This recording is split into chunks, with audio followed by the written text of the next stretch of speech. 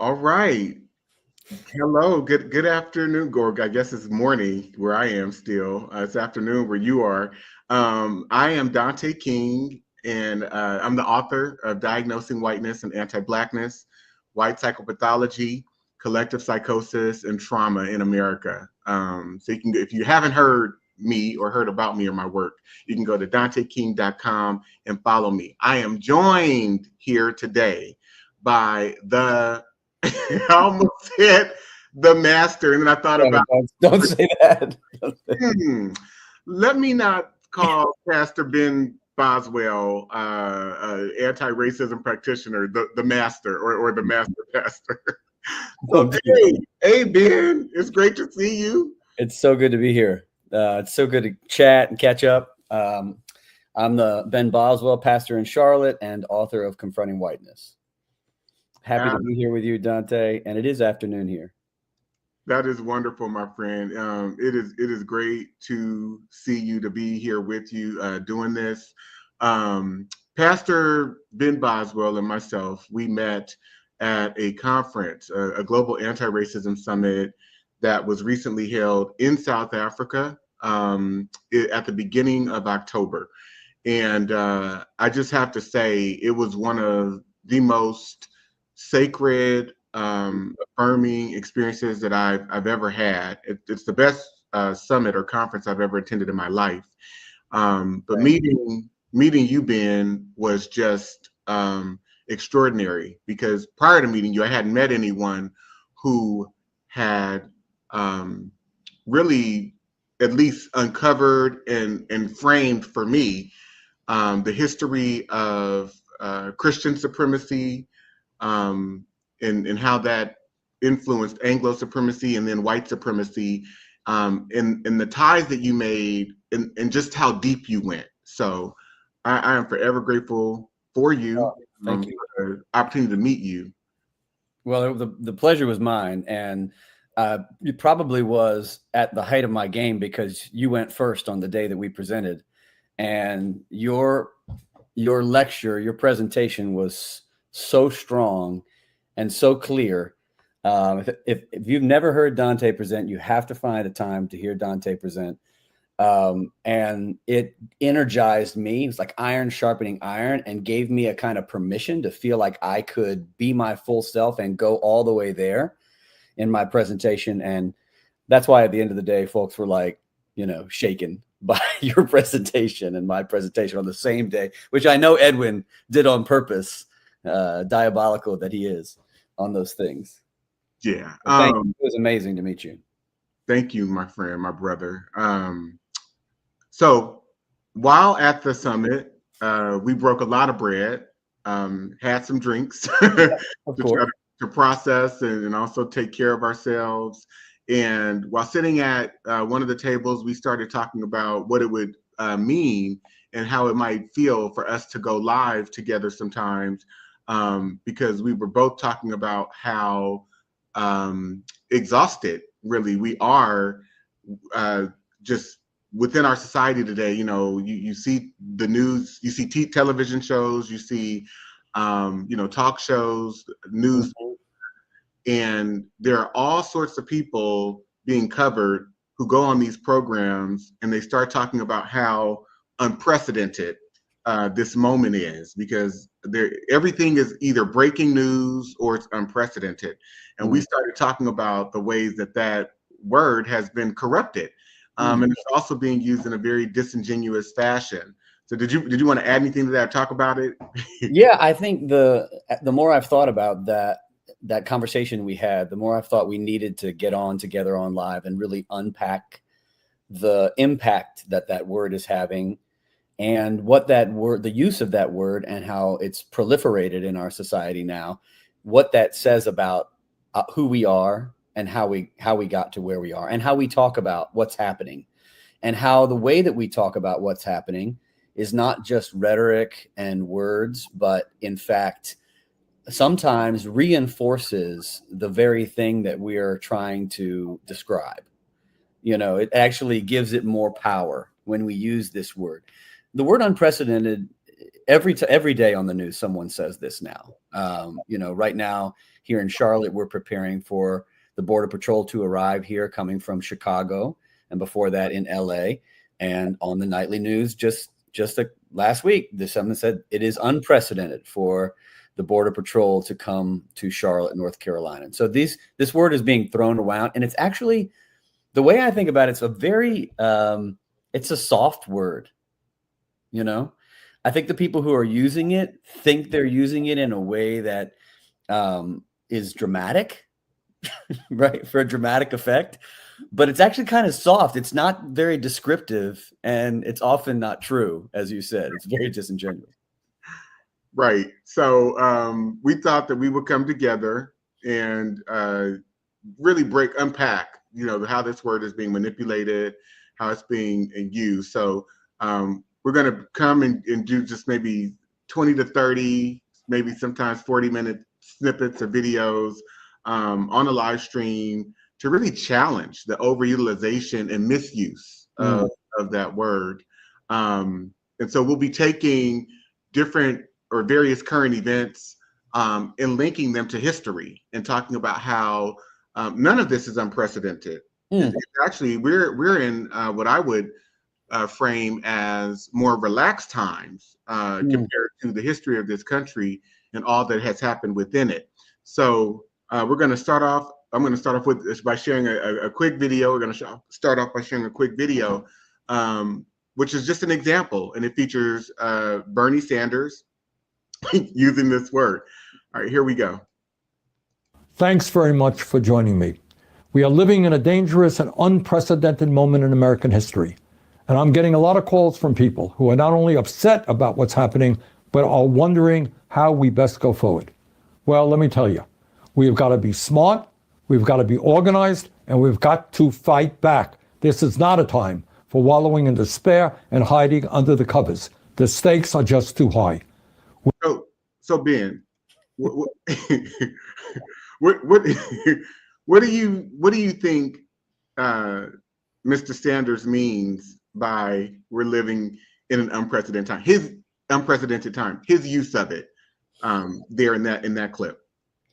As much as I appreciate some of the things that Bernie Sanders has brought to the world, particularly around economic justice, I think the way that this word is operating here is one of my fears about the way that I think this word is utilized, which is to say let me be crass for a minute, apologies, but some shit is going down for some white people that hasn't gone down with some white people in a long time. Just to kind of, some things are happening to white people that are not good, that haven't happened to white people in a little while. And so now we have to call it unprecedented to get your attention because some stuff's happening that hasn't happened in a while. Yeah, I absolutely agree with you. I think that it's a rallying cry for sure. He's definitely using it to excite people, but it's also within his affect, right? Just by observing his demeanor, there's almost contained within his affect this real sense of urgency that he has, that he's possessing, because within his own white male psyche, he believes what he's saying, because this is the first time, basically, him saying, this is the first time in American history or something like that. That's not really what it is. This is the first time in his life as a white male. Right. He is seeing some of the things that he's seeing, and he's alarmed by it, because nothing in history, nothing within his version of history, the versions of history that he's been taught, has prepared him for, has ever revealed to him that this country is a fascist country. It's evil in nature. Everything has been set up for Bernie Sanders in terms of white psychology, his orientation to America or the U.S. It's been set up in the affirmative. Yeah, that's right. And it would have been easier, or I guess more accurate, for him to say this is the first time in my lifetime, but that doesn't contain the kind of urgency that saying unprecedented. It doesn't give you the kind of power. And I also thinking about him as an authority figure. So when white folks see other white folks who are first old, male, heterosexual, and in a position of power, as he is, and has a popularity, they take what he says as if it's factual without any question. There's almost no, unless you're of the other political party, and then you don't believe anything he says. But if you're a generally moderate to liberal American white person, you take Bernie Sanders as an authority. And so when he says unprecedented, you're just like, yeah, this is unprecedented. You start walking around your house talking to your children and to your spouse, and you're saying, yeah, it's unprecedented. This is unprecedented, And Yeah. what you're not saying is, oh yeah, we've been doing this shit for Right. a long damn time. And Right. people who look like me have been doing this shit for a long damn time. And now they're doing it again, and I don't like it. Mm-hmm. Instead of saying that, right? And instead of being able to excavate as you said, the fascist roots of American democracy itself, right? That's like, no, we've not been. And that's why it kind of goes back to those folks who say, this is not America. This is not who we are. Right. I know you've heard that. Right. So let's look at one of the unprecedented events that's happening this week. Yeah. Okay. And we're going to share a quick clip of the unprecedented event going on today in America today. And then we're going to just kind of break down for you how and why there's nothing unprecedented about this at all. So hold tight. Here we go. This is CNN Breaking News. All right, we do have breaking news in the Jeffrey Epstein investigation. Democrats on the House Oversight Committee, minutes ago, literally, releasing emails that they say were written by Jeffrey Epstein that explicitly, specifically mention Donald Trump by name and in context that we really haven't heard before. Let's get right to Caitlin Collins, who's got this reporting. Caitlin, what are you learning?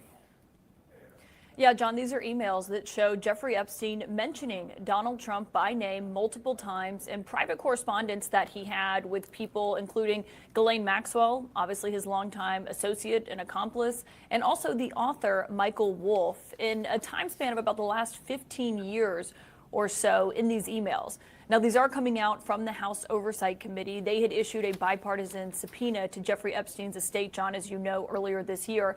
And so they've gotten their hands on a trove of documents. And these are emails that included Jeffrey Epstein on them. They were sent either to him or from him that mentioned Donald Trump before he was in office and also while he was in office during his first term. And I want to walk you through these emails of what exactly we are reading in Jeffrey Epstein's own words in these emails that have been released by the House Oversight Committee.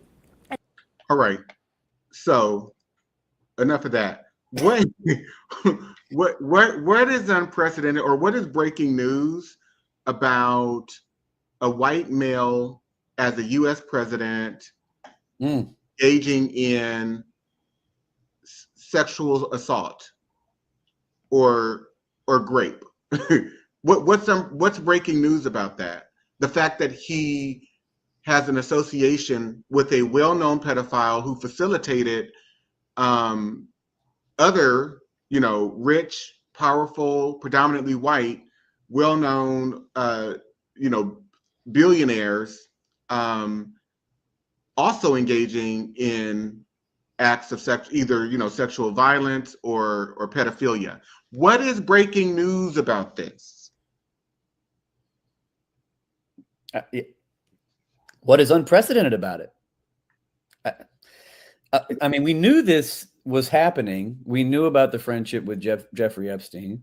We knew who Jeffrey Epstein was when people elected Donald Trump to the presidency. We also knew a bunch of other things that Donald Trump had done and has been charged with and tried and charged and convicted with, as well as the comments about the Hollywood the Planet Hollywood tapes, or what was that? Hollywood? That's Hollywood. Yeah. Yeah, Planet Hollywood's a different place. But yeah, so we knew all that. So there's nothing breaking about this. It's also not unprecedented. And this is where people are like, this mass kind of pedophilia that we're uncovering through Jeffrey Epstein and its relationship to political figures and stars and people in the high rankings of American society, particularly white men, is not unprecedented in American history. It has happened many, many different times. And it's a part of us. It's symptomatic of whiteness. It's a symptomatic of a much deeper disease. Absolutely. I could not agree with you more. I've been talking about, here recently, how it is neurobiological rooted in epigenetics based on the environment that white people have been in for hundreds of years now, right? Environmental influence phase one. You've got, the whole the whole period of European colonialism under English rule is rooted. I mean, it's total depravity. It's total crazed depravity, where people are implementing laws that essentially say that, white males can do whatever they want. They can murder with impunity. They can engage in pedophile acts. I think when we go back and we look at and understand the history behind, hypersexualization and legalized sexual violence, and understand, for example, something that, you've heard me speak about, the way that white men in England set laws that set the age of age for marriage for young girls at 12 years old back in Westminster, England, and how those laws mapped over into the United States context once the U.S. formed as a country, as a nation. And then also how, young girls as young as 10 years old, in some cases, if they were sexually assaulted, if they were raped, it was not considered sexual assault or rape or ravishment, as they highlighted in the language of the law. It was not considered ravishment or a violation of any sort if that young girl was 10 years or older. And so I just think it's important to call into question the mindset of people who, in any period throughout history into the present day, who thought that these things were okay, right? And I think when we talk about the misuse and overuse of this word, unprecedented, it's rooted in either a total oblivion, people who are totally oblivious to history, or whose orientation around how they understand historical events and happenings is altered or in a way, or has been set in a way that does not allow them to have the proper orientation about how they understand history. For example, we use the phrase or sometimes the labels are forefathers, men of great valor, upstanding individual leaders, right? We don't say that the United States of America was founded by pimps, pedophiles, rapists, right? We don't say that. We say forefathers. And by improperly framing or framing history and the language that we use and in kind of either the absence of facts or the manipulation of information, and we by that misinformation or misinterpretation, we then mislabel or do not label properly. These types of conversations, we do a disservice to ourselves. We do a disservice to everyone in the community and everyone in our society. Yeah, the history of America itself, and this term founding fathers, as you mentioned, comes from the fact that American history is in and of itself revisionist history from the beginning, because it's revising what's really happening to glorify those who are in charge. And those who are in charge happen to be white landholding males who are often engaged in raping people and engaged in horrific behaviors. I mean, think about Thomas Jefferson and Sally Hemings, right? 10 of the first 12 presidents were enslavers. 8 of them were enslavers while in office. What do you think they were doing on those plantations? This is documented. This is not, we don't have to, this is not conjecture. This is documented behavior. We have DNA tests, we have excavations, archaeology, all sorts of history here that we can draw upon. These founding fathers were engaged in rape. And so when you say that this is unprecedented for Donald Trump, you deny and disassociate him from the history that makes him make sense. That's right. Right? That's helps us understand him. And not only him, but all of the people who share the same value set and value system that he idolizes, that he represents. Right, that women are disposable, right, and that children are sexual objects. Yes, and not only does it water down history, but it's a total distortion. It's a total distortion of history. It's not true at all. And I want to take it a step further before I share this next clip. But when we think about what the institution of legalized, economized enslavement was, it was a sex trafficking ring of sorts. And all you have to do, for example, like I did, and if you read my book, especially in the third chapter of Diagnosing Whiteness and Anti-Blackness, I talk about and I quote from slave narratives where you've got, for the children of formerly enslaved people themselves talking about how they observed plantation owners rewarding their parents for having twins, for having triplets, how they were, given trophies, so to speak, or things that represented recognition for being able to reproduce fast, and how their parents, for example, consisted of young Black girls and Black women who would be locked in cabins with Black men, and Black men told to have their pick or to take their pick. We're talking about rape for profit. And that's how Donald Trump has ascended. That's why Donald Trump exists. That's how he exists. That's how he's ascended to the position of prominence that he's in, because his sexual proclivities, his hypersexual proclivities, his perverted sexual proclivities have been overlooked. But not only that, they've been covered up, and they've been covered up by men who share his same behavior, the way that he computes his beliefs. Right. That, to your point, not only are women disposable, but before we dispose of them, we can use them for our convenience in any way necessary, but for any means, by any means necessary. We can just walk all over, misuse, abuse, mistreat, degrade, assault women, because that is the legacy of this country. Right.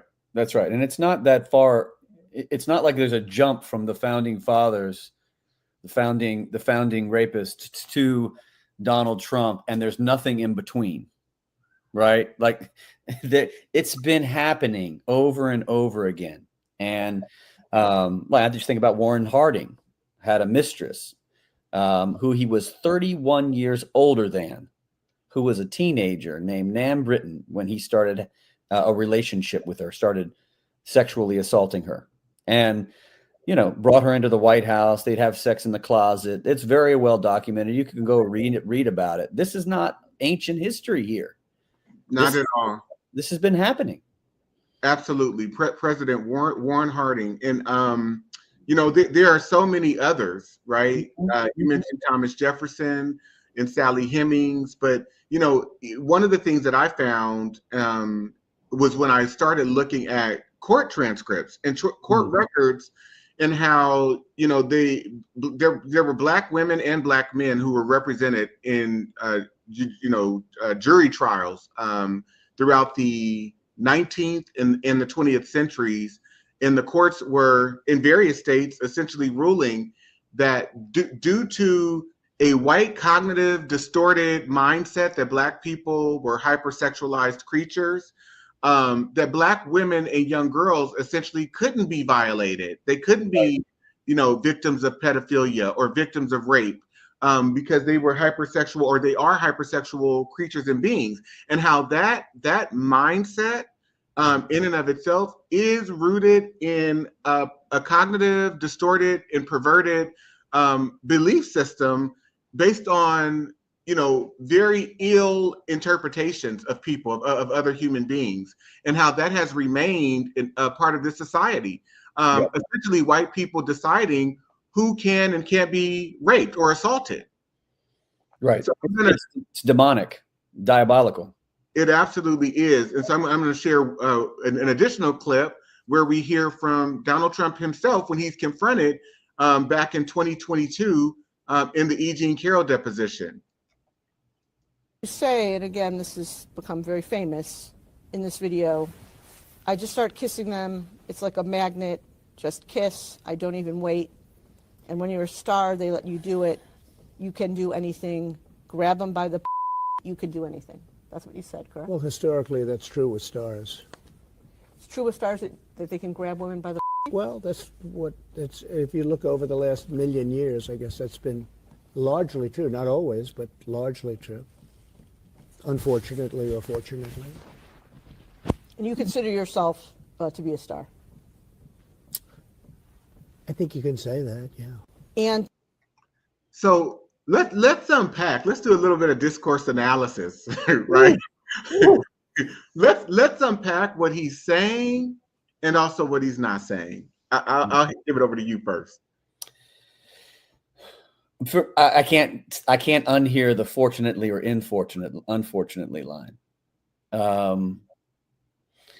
I think because it's a deposition and because of who he is, there's so much that he's saying that you won't hear others say when they describe this. There will be a lot more lying, a lot more denial. So there's a lot here he's just saying out loud. Yeah, no, historically, this has been accurate. He says stars, but what he means is white men. That's a new term for white men I hadn't heard before. Stars. Yeah. Stars. Yeah. White men in power. And then he just says, fortunately or unfortunately.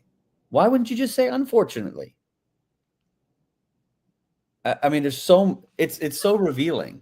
It is, because it's fortunate for him, and he wants to make sure that his followers, particularly those who are male, people who are like him, that he vindicates them. Right. This is the behavior that we've been allowed to engage in, that we've authorized ourselves to be able to engage in for decades, for hundreds of years, without consequence and really without fail.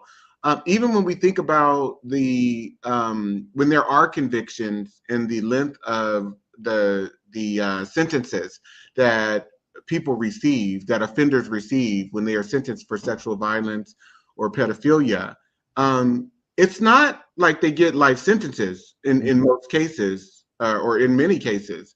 They may be given a term, right? And so that in and of itself shows how within our society, within our values in this society, we don't really take the violations of people who have been sexually assaulted. We don't take it seriously, and particularly that of those of girls and women, because we don't value girls and women in this society. Right. And he says we've been engaged in this behavior for 1 million years. So we are socialized to do this. We're socialized to do it. We're authorized to do it. We cover up each other. Society is structured to allow us. Yes. And to get away with it. Please go ahead, expand on that. Well, I was just, and I want to add, as a pastor here and as a theologian, I think it's important to go ahead and add the church's disgusting role and a long legacy here. Let's just think in our lifetimes of the sexual scandals that have happened in the church. The biggest, of course, is the Catholic Church abuse scandal, right? And then you tie that to the epidemic within the Southern Baptist and Evangelical Church in the South and around the country of youth pastors and pastors being charged with sexual assault, congregations covering it up, scandals breaking out, and victims having to be re-traumatized because there's no rules in these churches that can hold these folks accountable. And it's just scandal after scandal after scandal. Not to mention, and I want to add this one specifically because it's very important. Evangelical figures who have been on the tour around the country promoting hatred towards LGBTQ folks, who then get caught engaged in their own LGBTQ relationships. And so I want to tie that to this, what you talk about is this projection that is happening amongst particularly white Christians, white Catholic Christians, white Southern Baptist Christians, white evangelical Christian pastors who are projecting this, I would say, hyper fundamentalist version of sexuality. You know, it's like puritanical Victorian sexual mores mixed with some very poorly interpreted biblical passages to say that no one should ever have fun anywhere sexually except in the marriage bed. But in reality, that projection, that false theological hyper fundamental view of sex is just a facade to cover the white supremacist violence that is going on behind that. And so you'll find that the most hyper fundamentalists around sex happen to be the places and the locations and the churches and the pastors who are also engaged in the most predacious behavior sexually. And I think we have to reckon with that. No one is talking about how the theology itself masks what's underneath it. All this anti-abortion, anti-gay marriage, anti-LGBTQ, anti-sex before marriage, anti-women's empowerment, heteropatriarchal white behavior and theology is masking a community of people engaged in predatory behavior towards women and children. And it's always been that way. But this society and the people in power have always masked it or tried to make it seem like it's something different. I wasn't going to go here, Pastor Boswell, but I'd love for you to talk a little bit about how these types of behaviors and the pursuit of whiteness, the pursuit of white supremacy or white nationalism is an extension of Christian supremacy that goes back 600 years, 600 plus years. I don't know if you want to talk a little bit about that or not, but my reason for bringing this up is because the whole framework of white maleness is rooted in narcissism, which is rooted in a self-concept of oneself of being like the most supreme being and a great person, almost like a heroic figure, while going out to conquer and to venerate and destroy others that they don't consider like them. And that how whiteness and white supremacy then and identification within whiteness is rooted in an entire psychological perversion and this ability to be able to do harm to other human beings while maintaining that, I'm doing this for my survival. I'm doing this because they need to be civilized. I'm doing this because they're not human. All of these variables, and these variables are still contained within the white psychological and theological identity structure, which is why then you have someone like Donald Trump, who is a malignant narcissist, but I would argue that malignant narcissism is a trait of the collective white race based on the delusions that white people themselves live within. It is not to say that it only impacts them, because it also impacts those of us who are socialized within the culture of whiteness and or white supremacy. But we can see so clearly, right, the rejection that anything's wrong. Always there's a rejection and this impulse to defend against the most vile, tragic behavior. There's never any desire to take any accountability or care for people or want to see people well. And so we have a cultural phenomenon that is rooted in malignant narcissism, empathy suppression, no empathy. So it is a culture that is ruled, that has been constructed and reinforced and ruled by sociopaths who have engaged in the most psychopathic destructive behavior by erecting institutions, practices, and processes that target people that they see as deviant or that they see as being different or other. Mm. Yeah, we could go for another 30, 40 minutes on this, but I'll try to make it as quickly as I can to tie some things together.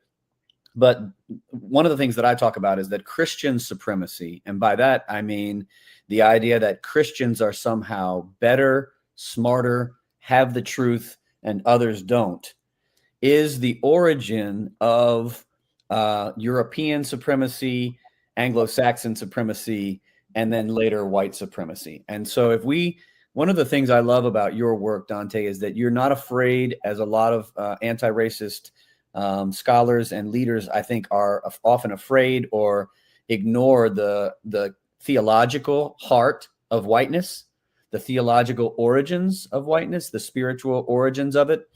You tackle it head on, and that's part of what my work does, is tries to get at the roots of this in Christian supremacy, which is a delusion. It's the idea that if you're a Christian, you're better than other people just because you're a Christian. And so that early supremacy that is manufactured in relationship to Jewish people and manufactured in relationship to the Roman Empire, which eventually leads to Christians taking over the Roman Empire and aligning themselves with empire and imperialism and colonialism. That is the origin of what becomes all these different forms of supremacy throughout Western and European culture, and leads us all the way to white supremacy today. The continued delusion that white people, no longer, even if they're Christian anymore, doesn't really even matter what their religious tradition is, that white people are superior. And white supremacy itself is rooted back in this early form of Christian supremacy that we see as early as the 2nd century, developing in Christian theological discourse over and against Jewish people, over and against non-Christian folks in Greece and Rome and other places. And so this is what justifies this is why, out of that supremacy, it really just completely tarnishes Christianity. It completely remakes it in a monstrous image. And all of European Christianity, for the most part, we have some, small pockets of communities that turn against this. But for the most part, the majority of European Christianity is that monstrous version of Christianity that uses its faith, uses its religion simply and primarily as a justification and a legitimation for greed and violence and power and domination. Absolutely. Thank you so much for breaking that down. And we will unpack it more potentially in some subsequent episodes. But anyway, we wanted to get on here very quickly. Yeah. We're a little bit over, but it's all good. But then, we want to get on here and really tackle this whole idea that around basically media sensationalism, right? That things are breaking or unprecedented. They're not. These things have happened before, and I think, like I mentioned at the beginning, it's our lack of awareness around factual data, factual historical facts, information, and or the ways that we've been oriented to historical information has either been inaccurate, manipulated, it's been sanitized. So there's nothing unprecedented today. There's nothing breaking. And so we're going to, in each of these times, in each of these episodes or series sections that we do, really work to debunk and to also share historical information that proves why we're not in any type of unique moment at all whatsoever. So I want to say thank you everyone who tuned in today, who took time to watch. Pastor Boswell, did you want to offer any last closing thoughts? Yeah, I just want to offer one closing thought, that when folks hear you, Dante, root things historically in colonialism or in the early practices of plantation slavery in America, it's important for them to make the connections all the way to today and to not imagine that Dante says, oh, I want you to know about this law. And then we all think, well, that law, nobody practices that law anymore. Child marriage is still legal in 34 states in America. There's a great Rolling Stone piece about this that we can drop y'all so you can read about it. So if you think the age of consent and the predacious behavior, the predacious sexual behavior and perverted sexual behavior did not have an impact on your life, you're probably living in a state right now where child marriage is legal. And so you're living in the white supremacy that is the legacy of that colonial law that Dante has shown you. And so I just want to make sure you understand that when Dante is sharing something like that from history, that it's not gone away. And that's why we come on to try to talk about how there's nothing unprecedented. That's right. And I think what's so profound about what you just mentioned is that child marriage is legal in 34 states because white men want it to be legal. Otherwise, it would be illegal because white men run the institutions. They run the legal system. They wrote the laws for all those states. Right. They write, enforce, or put the people in positions that they want to be in those positions, even if they are non-white people. But white people control who gets where in this society. And so the fact that there are no laws outlawing child marriage is not coincidental. It's not a mistake. Right. It is very purposeful. So thank you again, Ben. I appreciate you so much for doing this with you. Yeah. And I look forward to being with you next time.